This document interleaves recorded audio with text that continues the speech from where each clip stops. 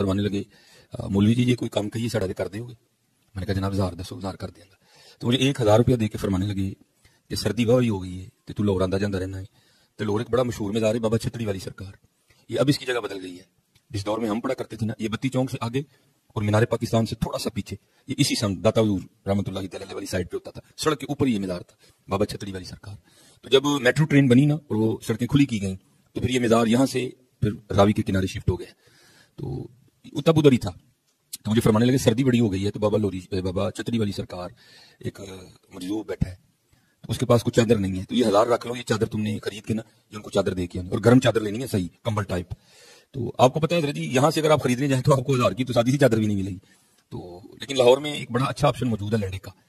تو ہم بھی چلے گئے وہاں تھوڑی محنت مشقت کے بعد ایک خان صاحب سے بحث کر کے ہم نے ایک بڑا گرم کمبل ٹائپ جو ہے نا چادر بڑی گرم سی ہم نے 800 میں خرید لی. تو اب آگے مرحلہ تھا ان بزرگوں کو چادر دینے کا. تو ہم چلے گئے مزار پہ. تو جب ہم مزار پہ گئے نا تو اللہ جل شانہ کی کرنی ایسی تھی کہ اس وقت مزار پہ سوائے ان کے کوئی بھی نہیں تھا. یہاں وہ تھے تو یہاں ہم تھے. تو اب مجھے میں اتنی ہمت نہیں ہوئی کہ میں ان سے پوچھوں کہ حضور تسی مجھے ضرور ہو کیونکہ ان کی خاموشی میں اتنا روب اور جلال تھا حضرت. حالانکہ سر انہوں نے اس طرح جو چکایا ہوا تھا لیکن مجھے میں اتنی ہمت ہوئی کہ میں ان سے پوچھوں کہ حضرت تسی مجھے ضرور ہو. لیکن ان کی خاموشی بھی مجھے کہہ رہی تھی کہ ہاں میں ہی مجھے ضرور ہوں. لیکن میں نے پھر بھی انتظار کیا چلو کوئی بندہ ملے تو اسے پوچھ کے نا تو پھر ہی کچھ کرتے ہیں. جب نہیں نا کوئی معاملہ بنا تو میں نے جو ہے نا وہ یہ جس طرح میں نے چادر لی ہے نا پہلے میں نے کندھوں پہ دی. تو جب ان کے کندھوں پہ چادر دی تو وہ نہیں بولے کوئی بھی. حالانکہ وہ جاگ رہے تھے. وہ نہیں بولے کوئی بھی بھائی کون ہے تو بھائی کیوں میرے موڈے نے چادر دے نہیں بولے. پھر میں نے چادر نا وہ اس طرح کر دی. تو میں اپنی تسلی کر کے جب میں جانے لگا نا تو پھر انہوں نے پیچھے سے میری قمیض پکڑ لی اور مجھے مخاطب کر کے کہتے ہیں مولوی جی چادر تو دے چلے ہو 200 بھی تو دے کے جاؤ نا. چادر تو دے چلے ہو 200 بھی تو دے کے جاؤ نا. تو میرے اس نے پیروں کے نیچے سے زمین نکال دی. اللہ فل سردی تھی لیکن مجھے پسینہ آ گیا. یا قربان جاؤں یا اللہ تیرے بندیاں نشانہ تھے. 5 سیالکوٹ 120-30 کلومیٹر کا فاصلہ ہے لیکن اس کو اتنا پتا تھا کہ اس کو چادر کا 1000 ملا ہے. اس کو اتنا بھی پتا تھا کہ چادر 800 کی آئی ہے. اس کو اتنا بھی پتا تھا کہ 200 اس کی جیب میں ہے. تو پھر قربان جاؤں جن کے غلاموں کا یہ عالم ہے تو پھر ان کا کیا عالم ہوگا ہے. اسی لیے تو کسی نے کہا تھا نا چاہے تو اشاروں سے اپنی کایا ہی پلٹ دیں دنیا کی. یہ شان ہے خدمتگاروں کی سرکار کا عالم کیا ہوگا. اس لیے جب بھی درود پاک پڑھنا ہے تو محبت کے ساتھ پڑھنا ہے. جو کہتے ہیں جی بزرگ دلوں کے حال جان لیتے ہیں. کہتے ہیں آپ رائے ونڈ چلے جائیں آپ ملتان شریف چلے جائیں کسی بھی شریف جگہ پہ چلے جائیں تو مرید وہ ڈر ڈر کے بیٹھے ہوتے ہیں جی بزرگ دل کا حال جان لیتے ہیں. میں نے کہا نا پرانیاں گلنا پرانے فرقے پرانے بزرگ ہوں تو دی برسیاں بھی ہو چکی ہیں نا 1000 سالہ برسیاں. جو جتنا پرانا ہے وہ اتنی برسی ہو چکی ہے. میں یہ چیلنج کرتا ہوں میں اپنی میکینیکل انجینئرنگ میں سے مشین ڈیزائن کا یا اسٹرینتھ آف مٹیریل کا ایک فارمولا میکینکس آف مٹیریلز کا لکھ کے دیتا ہوں کاغذ کے اوپر. کوئی دنیا کا بزرگ مجھے دیکھ کے پڑھ کے بتا دے. ہاں اگر وقت کا پیغمبر ہو وہ پڑھ کے بتا سکتا ہے کیونکہ اسے وحی کی تائید حاصل ہوگی.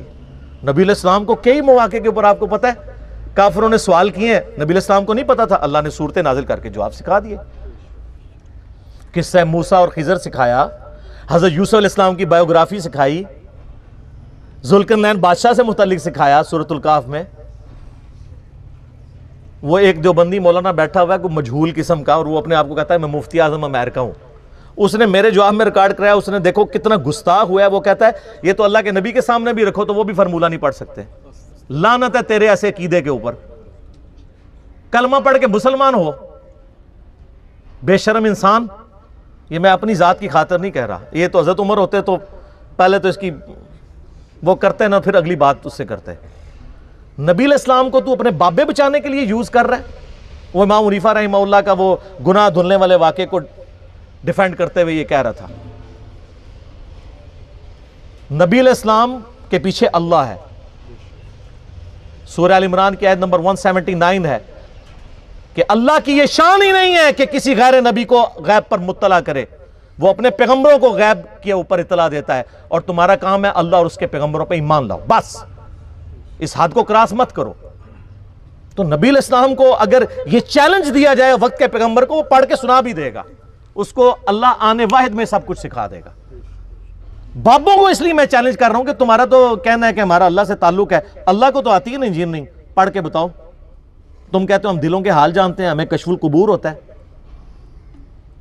وہ بھی کہانیاں صحیح مسلم میں حدیث ہے، بخاری میں بھی اس کا کچھ حصہ ہے، ایک مدعم نامی غلام تھا نبی علیہ السلام کا، خیبر کے موقع پر نامعلوم تیر لگا، وہ شہید ہو گیا۔ صحابہ نے کہا سیدھا جنتی ہے۔ آپ فرمایا تم جنتی کہہ رہے ہو، اس نے تو مال غنیمت کی ایک چادر چرائی تھی جو آگ کی پہنا دی گئی ہے اس کے اوپر، میں دیکھ رہا ہوں۔ تو صحابہ کرام فوراً گھروں کو لوٹے، اگر کسی نے کوئی رسی کا ایک ٹکڑا بھی یہ سمجھ کے اٹھایا تھا نا اس کی تو خیر ہے، وہ بھی لا کے مال غنیمت میں جمع کروایا کہ یہ سر وہ لوگ سمعنا و اطعنا تھے، سننے والے اور ماننے والے۔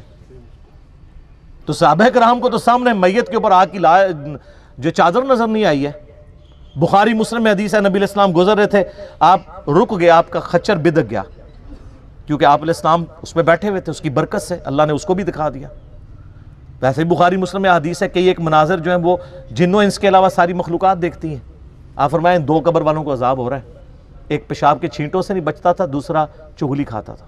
پھر آپ نے ایک ٹہنی توڑ کے اس کے دو حصے کر کے لگایا، فرمایا جب تک یہ ہری رہیں گی ان کے عذاب میں تخفیف ہوتی رہے گی، نبی علیہ السلام کی مبارک ہاتھوں کی برکت سے۔ تو صحابہ کرام کو تو عذاب قبر نظر نہیں آیا۔ کہانیاں دل کا حال جان لیتے ہیں۔